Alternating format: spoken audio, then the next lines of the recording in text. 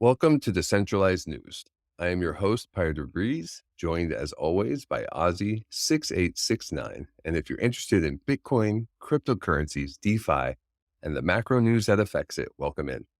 This is not financial advice. Please do your own research. Now let's get started with some of the biggest headlines. Amazon is launching a digital assets enterprise lead by an NFT initiative as soon as April this year.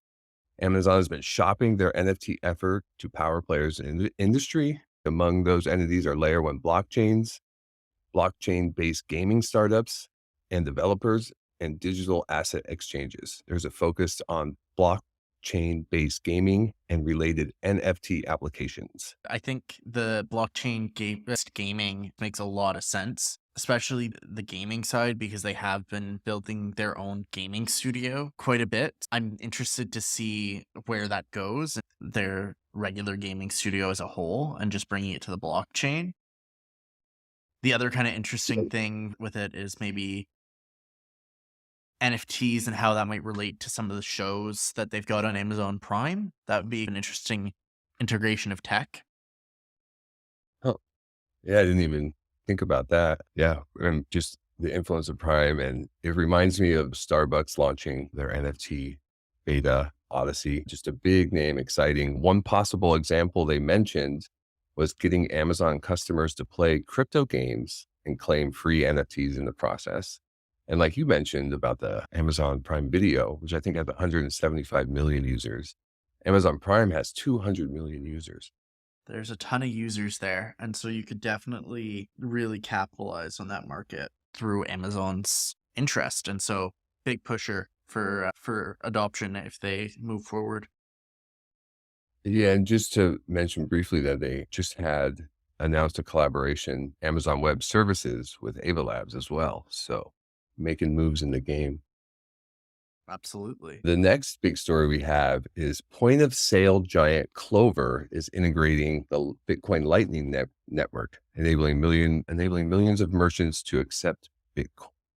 This announces a 90-day trial to measure the speed and cost with the number of businesses integrated with the number of businesses closely monitored. But after the pilot, Stripe would launch in the Clover App Store and make Bitcoin Lightning payments available to all its merchants. It's pretty exciting. If you pay with crypto, that's great. I think the more that crypto and crypto payments can be just integrated into all everyday purchases, the better. It's the same with Amazon. If you can integrate crypto and meaningful without people necessarily having to realize it's crypto, that's amazing. And that's the way you get adoption. Just to give a little perspective, Clover is ranked 9th in market share for point of sale. They do point of sale for small and medium-sized businesses. They have about not less than 2% of the total market, but approaching 2%. They've shipped over 1 million POS units in the last 5 years and are represented in over 200,000 restaurants. Just to give a little perspective on what to get excited about. Visa CEO said blockchain-based solutions will be integrated into the company's services to support next generation payments. He was speaking on a call. The CEO was speaking on a call, the annual stockholder meeting, and briefly shared the firm's plans for CBDCs and private stablecoins. There's a quote here. It's very early days, but we continue to believe that stablecoins and central bank digital currencies have the potential to play a meaningful role in the payment space. And we have a number of initiatives underway. So just hyping some initiatives that they're building. We've talked about several initiatives that they've already announced in recent days over the last few shows. And so Visa has definitely been making a play into the stablecoin and CBDC crypto payment industry. And so again, the fact that he's touting this at their annual stakeholder meeting means big things, because it means that blockchain is becoming less taboo and more an accepted and innovative technology. And so that's perfect for crypto. Yeah, in terms of less taboo, this was a little interesting nugget inside it. This is an outgoing CEO, and I think it's February 1st, the new incoming CEO is coming in, and he is equally, if not more bullish on how to leverage crypto into their services with a quote like this, that there's 14 trillion in cash being spent by customers that could be digitized. And it's more about how they're going to leverage it, not if they're going to. I thought that was really interesting to build on your point. That is incredibly interesting. So It's a different tone out there. absolutely different tone than what we're used to. It was kind of like, maybe we will, maybe we won't. But now it's, no, we're doing it and we're ready and we're excited to. And it's something we should tout to stockholders. And so that is huge for crypto. What's even bigger is California's DMV is going to digitize car title management systems with Tezos. Yeah. So A Tezos sighting. yeah, Tezos is a dinosaur. It's been around for a while.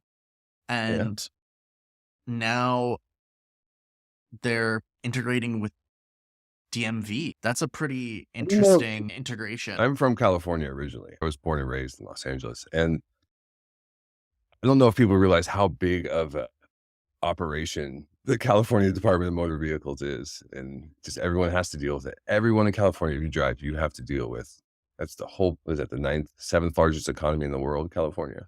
So with every single person interacting with it, it's a pretty big deal. It sounds like maybe nothing, but yeah, it's interesting to me. Yeah, because titles are like, car titles are a perfect kind of system for this kind of integration, because car titles often can get lost if an old car is just sitting on a lot and that lot's been sold and everything like that. And so it's a great application for the blockchain. And just for something as slow as the DMV to be integrating with crypto, that's absolutely amazing.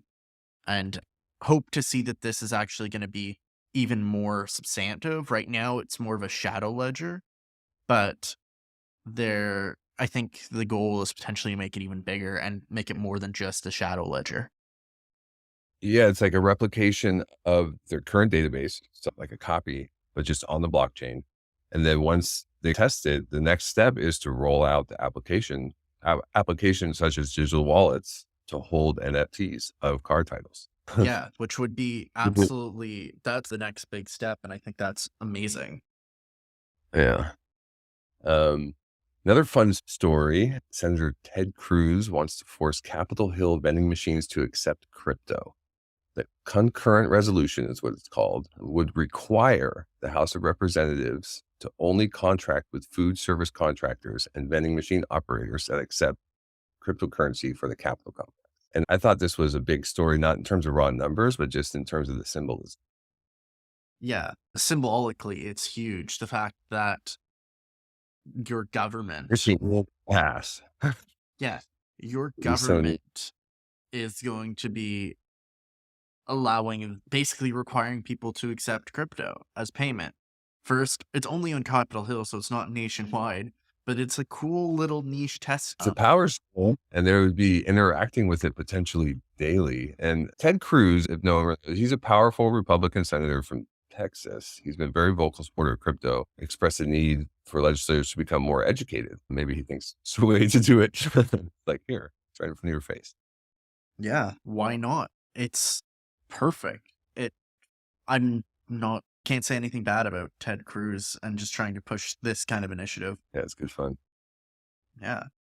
But that's not the only kind of big news about crypto payments and government. New York's introduced a bill to allow crypto as a form of payment. So New York, probably one of the most restrictive states on crypto right now, has had a bill introduced that it'll make it legal to state agencies, at least. So that's incredible. And it specifically mentions Bitcoin, Ethereum, Litecoin, and Bitcoin Cash as payment options right now. Ooh, Bitcoin Cash coming in, making it in at the end there. That's interesting. There's also one in Arizona. It's a little different. It's a bill introduced by Wendy Rogers to amend the list of accepted legal tender to include Bitcoin, which means the cryptocurrency would be accepted as payment for debt, public charges, taxes, and other dues. And there is some question whether this is even constitutional. But yeah, except for it to be another form of legal tender. which is awesome. We're seeing just to see this kind of regulatory acceptance of crypto in several states now, and including in the capital. That's incredible. And I think you're very bullish and a huge sign of where crypto is going in the next 6 months, even. Yeah, and until the federal government, has more clear regulations, just because of the way states' rights works here, they can push innovation and regulation within their states.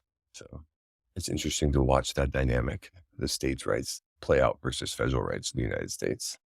Yeah. But moving on, the European Committee approved the BIS policy, the Bank of International Settlement policy, allowing banks to hold 2% of capital in BTC. So that was a story we talked about a little bit ago, I think in 2025, it's like a little bit out, but they're going from 1% to 2%. And I guess the European Union or the European Committee agrees with it. Yeah. Not to speculate, but governments seem to be basically accumulating Bitcoin. They're starting to allow it to pay taxes, debt, now letting banks hold it. It sounds Yeah, like there you go. everyone's accumulating for that bull run. What do you The think? United States. I mean, everything I'm seeing is like preparation. It's adoption and it's preparation. It's like the DMV story. Like it's a test right now, and then in a few months it's going to roll out. Yeah, that's like a theme that I see in all this. Yeah.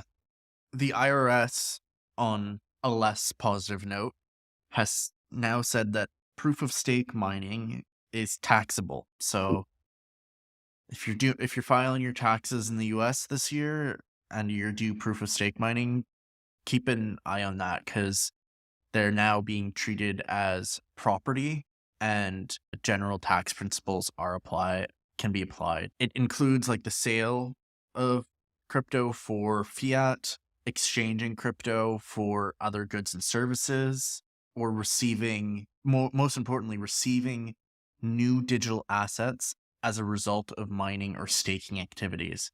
So this was not originally on the list and has now been added to the list. And so please keep this in mind if you're filing your taxes in the US. Yeah, I think a lot of people being overly cautious may already be reporting that kind of stuff. But yeah, there's like a slow drip of information and regulation coming out. It seems every year with taxes, there's updates in terms of what to report. I'm interested to talk to my tax representative, what they think. They seem as confused about it as anybody else when I do talk to them. Yeah, I don't think a lot of tax representatives are very familiar with. They're like, what? They're like, what do you want to do? I'm like, I'm going to err on the side of caution. Personally, that's not financial advice.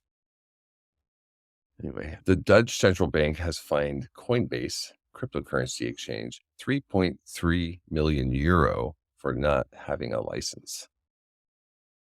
Another little fine for Coinbase. They're usually pretty compliant, but it's the second time in the last couple months that they've received fines for different missteps, either not sufficient identity verification in the US and now for operating without a license in the Netherlands. So not great, but it's a small slap on the wrist, really.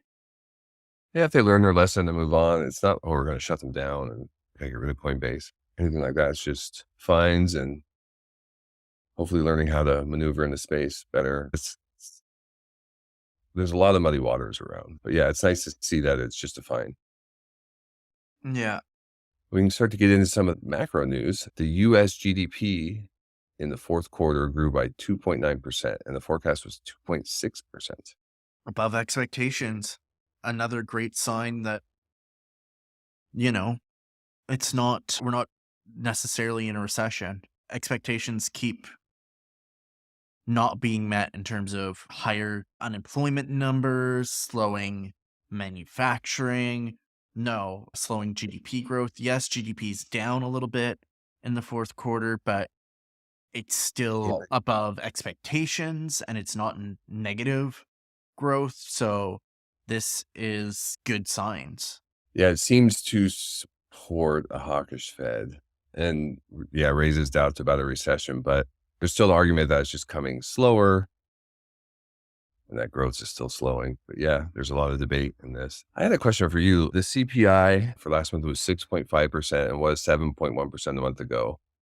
And the next one's coming out February 14th. Current Fed funds rate of 4.25 to the 4.5, and it's expected to go up February 1st. What do you think of this idea that the Fed fund rate needs to cross the core CPI number in order to tame inflation?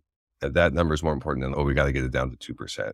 And just the fact that it's starting to get close and they're trending towards each other. And I agree. I think that is a very possible target. I think expectations are right now for a quarter basis point.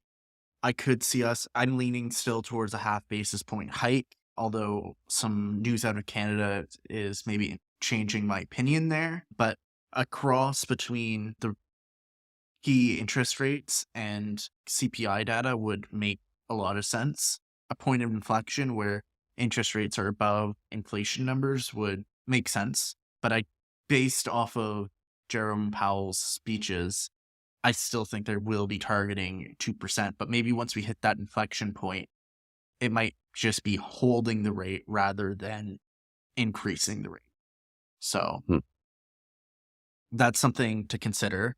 But what happened in Canada? In Canada, they raised interest rates again, but they only raised it by a quarter basis point to 4.5%. Canada and the US often have very similar moves. They're often raising it by the same amount, and they often take similar economic decisions. But the more interesting thing is that the Bank of Canada said that they are going to hit pause on any more interest rate hikes for now. So just like... How were they talking before this? They were talking hawkishly. They were talking hawkishly. They're like, we need to get inflation under, and they think that the economic data is starting to suggest that they are getting it under control. And so that is very positive news coming out of Canada and could be a little bit of a preview of what's going to be coming out of the Fed and Jerome Powell's mouth on February 1st. Interesting. Yeah.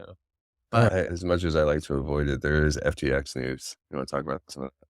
Yeah. So one of Sam Bankman-Fried's townhouses in DC has been listed for $3.3 million. He has a townhouse, a little side townhouse. Yeah. For $3.8 million. Looks pretty nice based on a couple of the pictures, but that should be a good... I'm hoping it's a way that money's being reimbursed back to FTX and then to investors, but we'll see what happens in that way. I guess they're a full... FTX has revealed a full list of institutional lenders. So people exposed all this: Apple, Coinbase, Netflix, Meta, Amazon, Twitter, more. Did you look at that? I looked at it. Just can't believe some of the... some of the people that are involved, like Netflix and stuff like that. Even Coinbase. I'm surprised Coinbase is on that list. But that it is what it is. That's the situation. And so hopefully people start getting to see their money back as this all gets settled. That's interesting that there was so many people involved and no one really sniffed this guy out. But speaking of someone who's getting credit for sniffing him out, CZ stated FTX paid $43 million for FUD campaign against Binance. So still on the offensive in terms of what he's putting out there about FTX. Yeah, he's got to do what he's got to do. Binance and CZ are smart companies, smart individuals, and maybe they're... He comes off as CZ to me. He comes off as a fighter, as just a fighter. Yeah, that's it. I think he's trying to fight any FUD that's going against Binance, and so that's one way of doing it, by calling out FTX for paying for FUD against Binance. So very interesting. But They do have some real FUD. Not the only FUD they're fighting. No. So Waxier X, which is India's large exchange, says that Binance lied about ownership.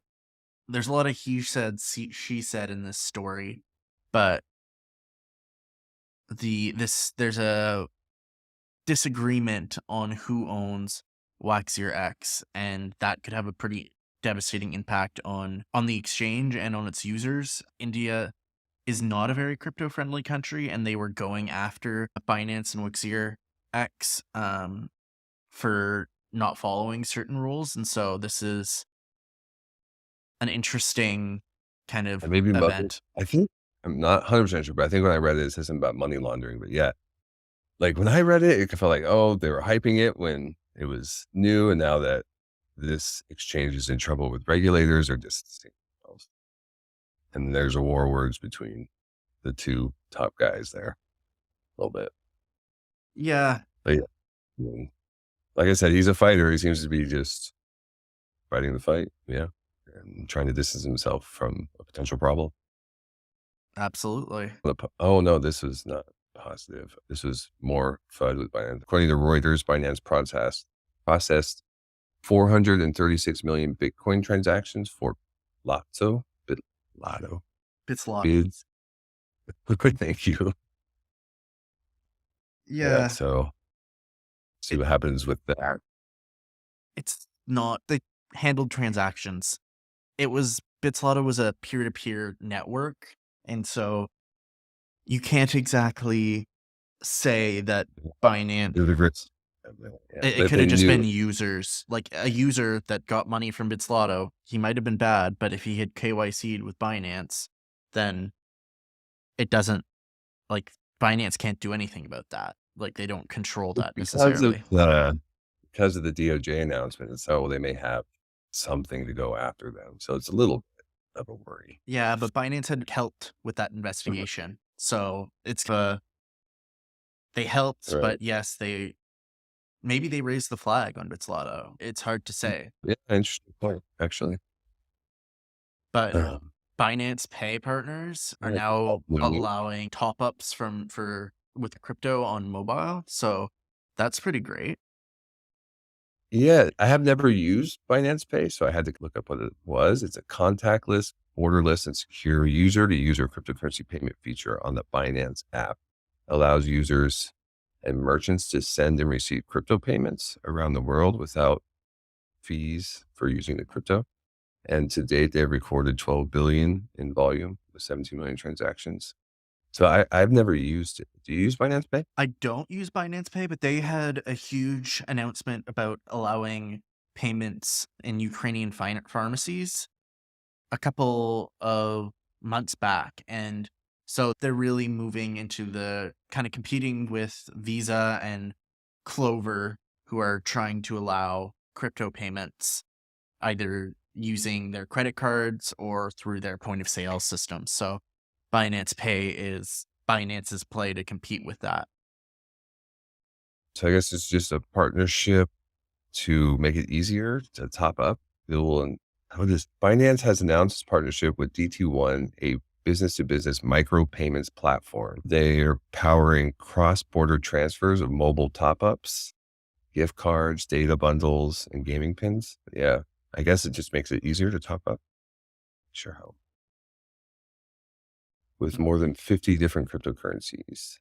But anyway, Cardano is also big in the news. Cardano has a hard fork upgrade tentatively to take place on February 14th. So it's coming up pretty soon. Yeah, it's supposed to increase interoperability with Bitcoin, Ethereum, and other blockchains, most likely most EVM blockchains, since Ethereum is EVM. So that's pretty great news for Cardano, because interoperability is the name of the game. It's thing, and we'll see what it means. It's what happened with Polygon. Let's see how, if it goes smoothly, then it should be great. But if it goes poorly, then it could not be so good for the price of Cardano. They also have a group, Cody COTI announced the launch of a new DJed algorithmic stablecoin on the Cardano network. There's a stablecoin being launched on there, which could potentially grease the wheels of the whole ecosystem. But it's interesting that they're going with an algorithmic stablecoin. Did you read about this at all? Yeah, we talked about this last week, and I didn't know that it was Cody that was Oh, going to be launching it. It's been announced that it was going to be Cardano, and so it's interesting to see. It's also getting listed on BitTrue, which is a cryptocurrency exchange, and they're partnering with the DEX Wing Riders. So that's interesting. And another thing that if it goes well, that's going to be great for Cardano. But if something goes wrong, could go really wrong. If we think about the stablecoin market and CBDCs, the algorithmic stablecoins have lost 90% of their market share. And so that was mainly because UST was one of the principal algorithmic stablecoins. And after the fall of UST, a lot of people flood from the other algorithmic stablecoins on the market just towards stablecoins that were backed by US dollars. But something to right. keep There's in like mind. it's like it's just a general lack of trust with the word algorithmic stable. It would be interesting to see how that plays out, or if they figured something out, or maybe the market bottom with that, and that people become more accepting of it in the future. Interesting Yeah, to their see. backing makes it a little bit more interesting, but with being So between local 400 and collateral higher. 800%, but it's hard to know for sure. Yeah. Yeah, go ahead. They had another interesting piece of news. They suffered an outage, so that's Yeah. something new for Cardano. Cardano hasn't really had a huge outage before. Solano is one that's notorious for their outages, but Cardano not so much. There, it had affected about 50% of the network, but Right. unlike Solana, where it might take hours for it to be resolved, it was apparently resolved within minutes, Right. Yeah. just last Sunday. So that's pretty impressive. Yeah. So I guess the system worked as intended and it was able to deal with it, but they know what the bug is, but they can't replicate it. So it's all good. It worked like it was supposed to, but it's not like 1,000% solved what to do, or that it could happen again, basically is how I read it, but it's not devastating. Yeah, that's it. Fingers crossed. Hopefully, hopefully I they. like Cardano. Yeah, I like Cardano I mean, too. just So I'm all this hoping. their ethos even a little bit. Yeah, Yeah, I'm hoping that it helps protect Cardano, and Cardano actually doesn't continue to have this kind of sustained outage. So fingers crossed. It wasn't a long outage, and let's hope they stay that way. That well, in Bitcoin, a little bit of Bitcoin news, Bitcoin mining news. The first nuclear powered data center in the US is about to open in Pennsylvania with Bitcoin mining. They won't be supercharged Bitcoin mining with the power of Bitcoin miners, but it's just fun to imagine. But it'll be powered with nuclear energy, the Bitcoin miners. that's pretty interesting. One of the big concerns about Bitcoin mining has always been their sustainability of energy. And so Right. this move towards nuclear, which is considered a renewable resource, is an interesting move from Bitcoin mining. And we will be doing a huge special, the advances in Bitcoin mining, in the next week or two. So this is pretty interesting news out of Bitcoin. Yeah, there's been I've recently seen just like a lot of innovation with it, using Bitcoin mine, the heat from Bitcoin mining and how they're using that for greenhouses or fish hatcheries. There was one with distilling whiskey. Yeah, it was just interesting to see those kind of uses. Yeah, so we'll save a huge deep dive for on Bitcoin mining for one of our new specials. So another interesting story is out of Ethereum and stealth addresses. Do you want I guess they're to kind trying to of make delve it. into this a little bit? I didn't read too much about this, only that it's basically trying to improve anonymity with ETH. I don't know, like they're trying to compete with Monero or something like that. Okay.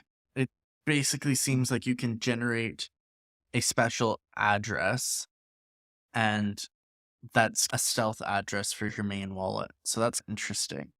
Well, something to It keep an was eye pretty on. technical. Reading was pretty technical, a little over my head, but it just seems in terms, yeah, kind of what I said, trying to compete with or take some market share from people who would normally invest in like Arrow, where anonymity is important. Okay. But it seems like a small part of the market. I don't know. Yeah, but I think an anonymity is a big part of the blockchain. And so Ethereum's trying to allow that and allow privacy on the blockchain while still allowing the open ledger. So interesting move. Fantom has launched a new ecosystem vault for encouraging development on the blockchain. That's always good. I always like to see these types of things, like the kind of like grants. Yeah. Taking 10% of transaction fees, and it's going to go to this vault, and the vault will be used by the community to allow the development of innovative dApps on Fantom. So it helps the community shape the future of the platform, and also just helps projects build on Fantom, which has faltered in this bear market. Yeah. Incentivizes just people to come there. They can get a little boost to start their project. Speaking of other chains, XRP, the Ripple CEO came out and said he expects a ruling in the lawsuit against SEC to come before June 30th. Okay, that's a very fixed date. I like it. Keep an eye on it. Yeah. There's their Ripple, which was really early to the game. They started in 2012. They were sued by the SEC in 2020 for not registering as a security. But this has been ongoing for a while. Final arguments have been submitted and the judge could make a ruling or send it to a jury. The other possible but unlikely outcome is that they settle. But Ripple has stated they will not accept a settlement unless they are not considered a security. But they also continue to say they're open to it. So I guess it's possible. This is a closely watched case, not only for Ripple investors, but also for what any ruling would mean for the regulation of all the other cryptocurrencies. Yeah. The XRP case will definitely have a huge impact on everything that's going on, although less so than when we'd be talking about XRP 2 years ago. There's now been rulings in the cases of FTX and their FTT token, Bitcoin, and Ethereum from the Chicago Futures Commission about their statuses as commodities or as securities. And XRP will really help fill out what's going to be a security in crypto and what's going to be a commodity, but something to always keep our eye on. And it seems like the story that'll never end. I could so see it going to a jury and then just continuing on. But yeah, hopefully it gets settled. That would be nice. I think that would be Yeah, good and as well. then finally, a little bit of DeFi news. Aptos has been absolutely on a tear the last 30 days. If you look at the beginning of December when it first launched, it was $3.30, and it's now sitting at almost $18. It hit a high of almost $20 a couple days ago. So Careful out there. absolutely tear. I like where people heard of this and it got brought up on in the OC talk. That's the first I'd really even heard of it and how looked pretty unsustainable, but I don't know. NFA, not financial advice. Yeah, I've seen a couple people try to short it and they've just gotten their butts wrecked. So with the market trending up and everything, I think shorting anything is a little bit dangerous, but especially shorting something that's got this kind of hype. So be careful. Well, with DeFi getting a little more active. That's for sure. All right. Thank you for listening to Decentralized News. We post to YouTube first, so please consider subscribing to catch the videos as soon as they drop. Our goal is to provide unfiltered content that will help foster genuine discussions to help the entire space grow. Please do remember this is not financial advice and we are not financial advisors. The show is presented for educational and entertainment purposes only. Please do your own research before making any investment decisions. And thank you so much for your support, and stay tuned for the next episode.